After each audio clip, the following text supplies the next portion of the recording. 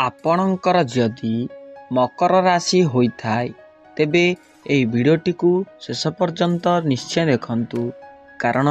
मकर राशि व्यक्तिविशेषकर जीवन रे एही डिसेम्बर मासरे आपणक जीवनटी बहुत मात्रा रे परिवर्तन हेबाकू जाउछि एवं आपणकर इष्ट देवता शनि महाग्रह आपणकर गुरु स्थान रे विराजमान करिसंती जहाँकि आपणकू सुख एवं संपद देवे। तेणु आपण जदि मकर राशि व्यक्तिविशेष होइथांती एवं ईश्वर को सच्चा हृदय रे विश्वास करुथांती तेबे वीडियोटी को लाइक करबा सह चैनल रे जय शनिदेव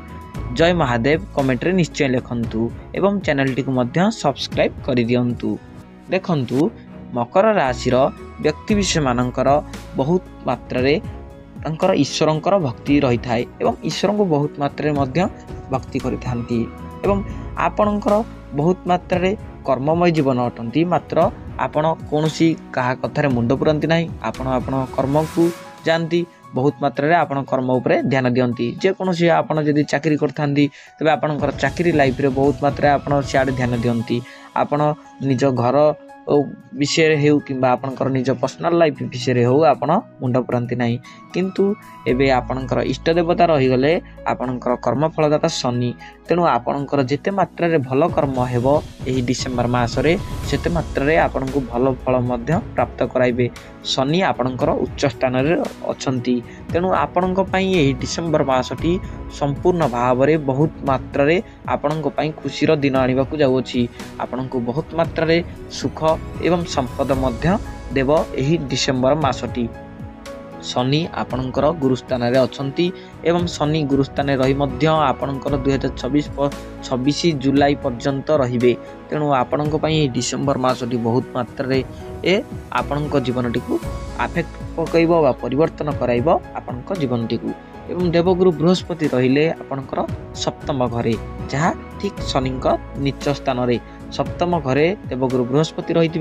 ताहा मध्य आपणक पई बहुत मात्रा रे खुशीर दिन आनिबो कारण देवगुरु बृहस्पति मध्य आपणकर उच्च स्थान रे अछंती जहाँ रहिबा कथा।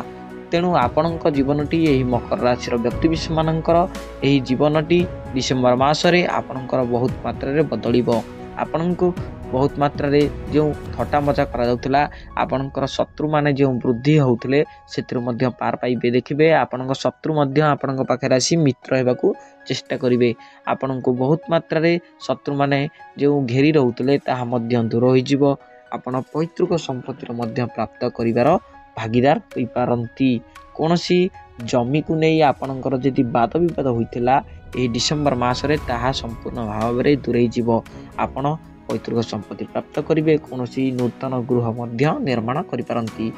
मकर राशि व्यक्तिविशेष मानक पई एही 2025 रो शेष मास डिसेम्बर मासटी बहुत मात्रा रे अनुकूल होई रही अछि।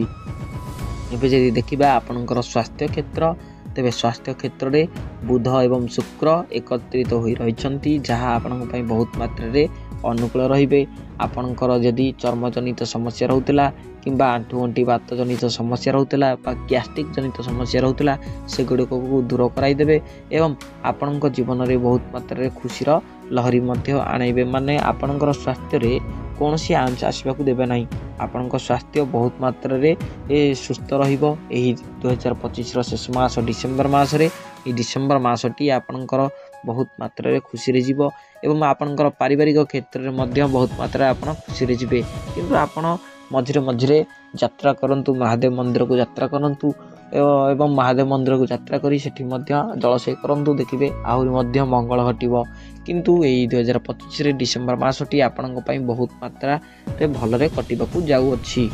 तेणु आपण जदि मकर राशि व्यक्तिविशेष होइथांती एवं ईश्वर को सच्चा हृदय विश्वास करुथांती तेबे एगुडी को मानंतु एवं आपणक जीवन रे यूटिलाइज करंतु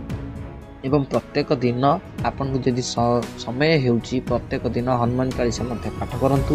देखिबे हनुमान चालीसा पाठ करबा द्वारा आपनक जीवन रे सबु दुख कष्ट आपनकर दूर होई जिवो एवं आपनक जीवन रे जे सब बाधा विघ्न मध्ये आसुतला से गुडी को सबु दूर होई जिवो ता सहित हरे कृष्ण महामंत्र मध्ये जप करंतु हरे कृष्ण महामंत्र जप करबा द्वारा आपनकर आत्मा को शांति मिलि थाए एवं आपनकर मन को मध्ये पुण्य भलिया प्राप्ति होता है। ଆପଣଙ୍କ ଶରୀର ମଧ୍ୟ ସୁସ୍ଥ ରହିଥାଏ। ତେଣୁ ଏହି ସବୁ କାର୍ଯ୍ୟ କରନ୍ତୁ ଏବଂ ଆପଣଙ୍କ ପାଇଁ ତ ଏହି ଡିସେମ୍ବର ମାସରେ ବହୁତ ମାତ୍ରାରେ ଭଲରେ କଟିବ। କିଛି ଦାନ କରନ୍ତୁ, କିଛି ଆପଣଙ୍କ ଖାଦ୍ୟରୁ କୌଣସି କୁକୁର ହେଉ କିମ୍ବା ବିଲେଇ ହେଉ ତାଙ୍କୁ ମଧ୍ୟ ଖାଦ୍ୟ ପ୍ରଦାନ କରନ୍ତୁ। ଦେଖିବେ ବହୁତ ମାତ୍ରାରେ ଆପଣଙ୍କ ଜୀବନଟି ମଙ୍ଗଳମୟ ହେବ ଏବଂ ଆପଣଙ୍କର ଏହି ରାଶିଟି ବହୁତ ମାତ୍ରାରେ ଖୁସିରେ କଟିବ। ତେଣୁ ଆପଣ ଯଦି ମକର ରାଶିର ବ୍ୟକ୍ତି ବିଶେଷ ହୋଇଥାନ୍ତି ଏବଂ ଭିଡ଼ିଓଟିକୁ ଶେଷ ପର୍ଯ୍ୟନ୍ତ ଦେଖିଥାନ୍ତି ତେବେ ଭିଡ଼ିଓଟିକୁ ଲାଇକ୍ କରି ଚ୍ୟାନେଲଟିକୁ ସବସ୍କ୍ରାଇବ୍ କରିଦିଅନ୍ତୁ ଏବଂ କମେଣ୍ଟରେ ଜୟ ମହାଦେବ ନିଶ୍ଚୟ ଲେଖନ୍ତୁ, ଜୟ ଶନିଦେବ ନିଶ୍ଚୟ ଲେଖନ୍ତୁ। ରହୁଛି, ଧନ୍ୟବାଦ। ଜୟ ଜଗନ୍ନାଥ।